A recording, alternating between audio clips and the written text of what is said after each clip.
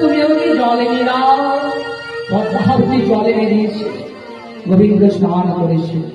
পদ্মা যা সেবা ব্যবস্থা করো। পদ্মাবতী সেবার ব্যবস্থা করেছে, এক পাত্রে তুলসী চন্দন দিয়ে সেবা দিয়েছে। এমন সময় তুলসী দিয়েছে গোবিন্দের চরণে পড়েছে।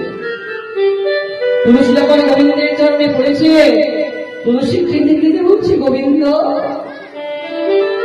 আজ আমি সাক্ষাৎ গোবিন্দকে কাছে পেলাম, যার বিগ্রহে 12 মাস ধরে পূজা করে আমি ভগবানকে দর্শন পাই না। আজ পদ্মাবতীর জন্য আজ আমি দর্শন পেলাম। তুলসী উলোটা পাল্টা যাচ্ছে, এমন সময় পদ্মাবতী এসে দাঁড়িয়েছে। কবি সেবা হয়ে গেছে। পদ্মা কি তোমার চরণে তুলসী?